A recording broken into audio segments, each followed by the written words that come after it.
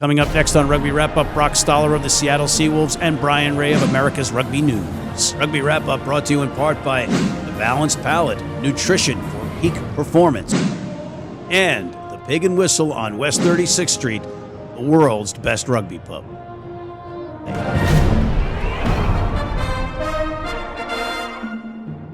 Hey everybody, and welcome back to Rugby Wrap-Up. Matt McCarthy at the Fantasy Sports Network, Studio 34 in New York City, talking rugby. And we have two friends from north of the border originally, not both now, but north of the border originally, Mr. Brock Stoller of the Seattle Seawolves and Mr. Bryan Ray of America's Rugby News. Brock, welcome. Hey, Matt. Thanks for having me today. Good to see you, my friend, in your green and blue. And Bryan, thank you for joining us from Halifax. Great to be back here, Matt. It's always a good time at the Rugby Wrap-Up. And you're semi-clean shaven, Bryan? Semi? Yeah, you got a mustache going, but looking good. Looking good. All right. Sharp. So, Brock, Bryan is very familiar with you, but for the folks at home that may not be, you are currently the leading scorer in Major League Rugby. I believe you have 148 points, and second to you is JP Eloff of the NOLA Gold, who you guys beat in an exciting, thrilling match up at Starfire the other night, and he's got 115. So you're cruising, pal, to the point total lead here. Yes, that's what I've been told. I focus on my game quite a bit, but I'm out there as a winger and a kicker, so I'm meant to score those points. It was quite electric last Sunday at Starfire against the New Orleans Gold. And at the end of the game, it did come down to kicking, so I'm thankful I made mine when I had the chance. Bryan, he is being extraordinarily humble with that assessment of his kicking prowess, isn't he? You'd have to say, just a fantastic performance, 8 from 8 from the tee. Look, on the broadcast the other night, Stacey Pates said that you don't practice your kicking as much as some people might think. Quality versus quantity, I think, was the phrase. Can you tell us more about your practice routine? Yeah, no, I usually pull the tee out 2 or 3 times a week. I may do anywhere between 8 and 12 kicks, and like I said, quality is much greater than quantity. I've put a lot of work in years past and just try and maintain what I'm doing, and it's worked well so far this season. You're second in conversions, I think, with 30, and you are second in penalty goals with 21. But that really doesn't tell the story, as far as I'm concerned. I've been up to Starfire.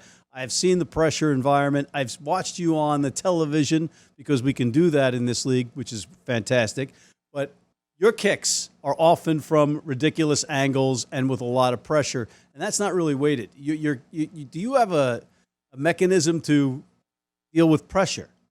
Well, firstly, I got to thank my teammates, though, for giving me all those opportunities to make those kicks and kick those conversions, because being one of the top teams in the league, we're going to have those opportunities scoring so many points.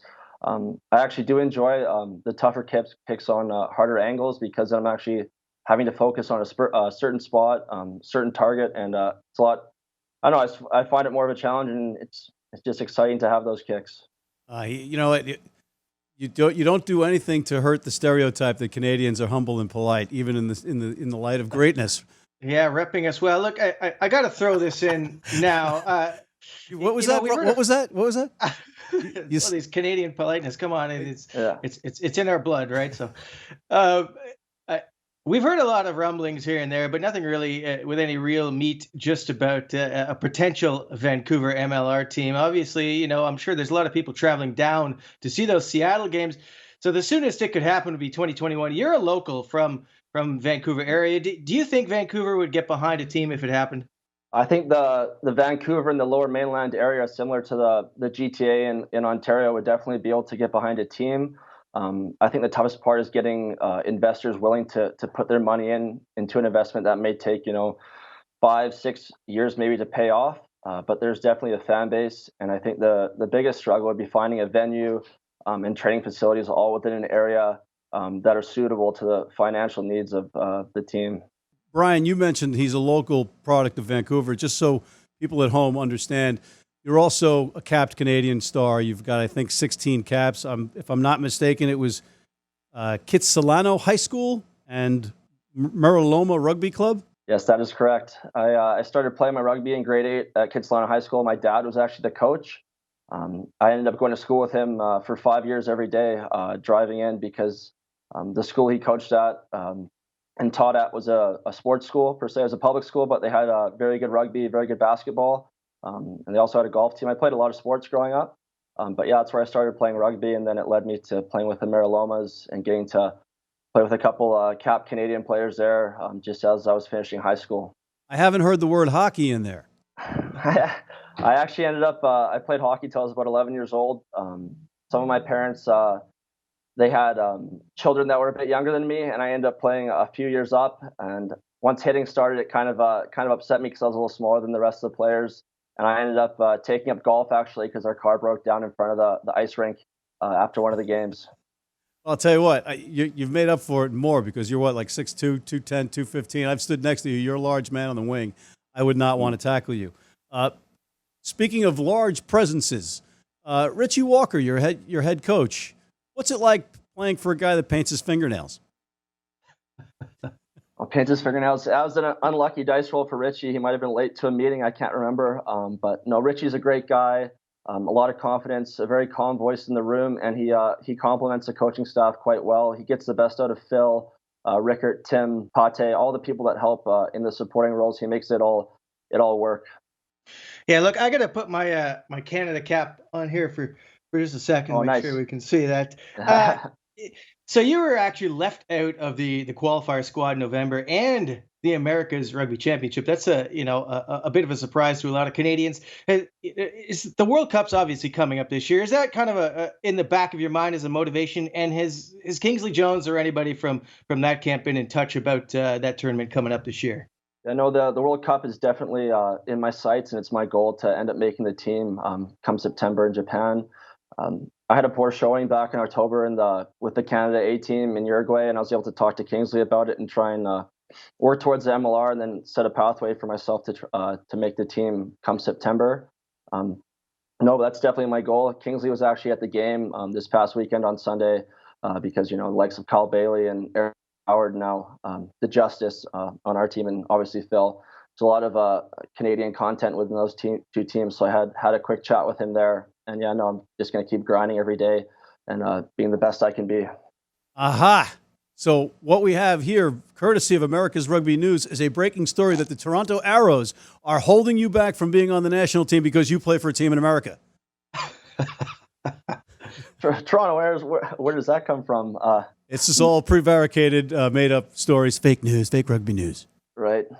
No, all right. So that is not true. You have to be on their radar again after the performances that you've been having. But we've got some questions from the clubhouse for you, my friend, from your teammates. One of them wants to know what it's like for you right now that you're living on your own, now that you've moved out of Dad's house. Dad, by Dad, I mean Phil Mack's house. Oh, no, it was nice living with Phil. I actually I feel like a dad myself now, dealing with the Justice and Appy Nakatini. I mentioned in a podcast with the other guys from the MLR that they are quite jokesters. I'm always on top of them for getting the dishes done and keeping the kitchen tidy. So no, I've really grown into a father figure role in the new house I'm at. Good stuff. Good stuff. And another question I have from, you might not believe this, the shy retiring Mathew Drew Turner wants to know if your kicking is so accurate because you wear toe spacers around the house. The toe spacers do help keep my feet nice and nimble and loose. My kicking is very accurate, especially when it gets windy, when Matt's actually able to come and hold the ball for me. Unfortunately, sometimes he wears too much grip tech and he pulls the ball off the tee, as what happened in Utah. I kicked a complete duck because he moved the ball right when I was about to kick it. But the toe spacers, I think, are leading to my success. I think we have a follow-up breaking story courtesy of America's Rugby News, is that Matt Turner's afraid to hold on to the ball. You're being very nice about it. And he is Mr. T for you? Mr. T in terms of a rugby team, but I think he actually just changed his Instagram handle back to Aft Turner, but I know his old nickname is Afterburner Turner, and as they like to say on the broadcast, he surely has turned back the clock a few times this season with his pace. Yeah, so it seems you guys are all pretty close off the field. Is that kind of the secret to your success, as it were, of Seattle's success over the last couple seasons? No, I definitely say enjoyment's a big factor. It's our everyday job to go in and put in the work in the gym and on the field. And we have an interesting mix of guys from a variety of different countries. So in a sense, we are just one family here. A lot of guys that are younger, they don't have their parents around and whatnot. So there are older and younger guys to turn to, but our camaraderie on and off the field really helps us be successful. Good stuff. When Matt Turner took that ball and ran the length of the pitch for the try, was he too gassed to hold the tee for you on that last conversion?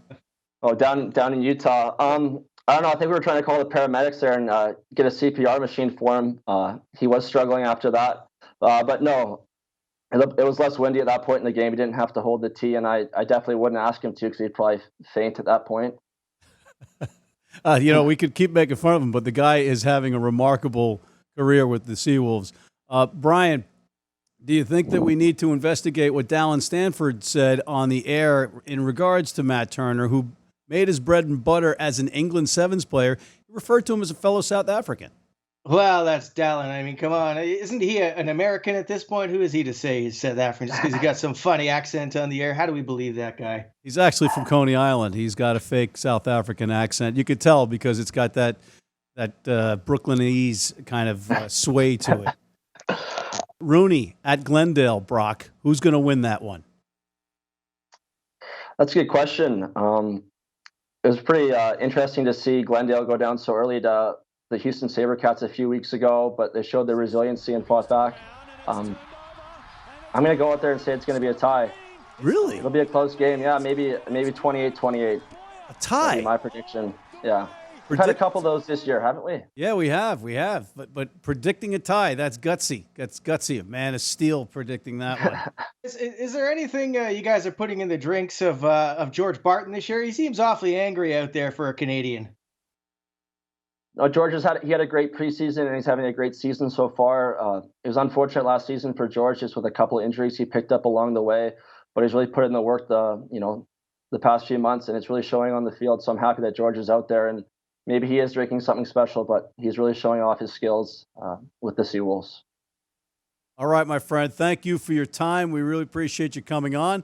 And on behalf of Mr. Brock Stoller, the star of the Seawolves, the Seattle Seawolves, the reigning champions of Major League Rugby, and Mr. Bryan Ray of America's Rugby News, I'm Matt McCarthy, signing off from the Fantasy Sports Network in Midtown Manhattan for Rugby Wrap.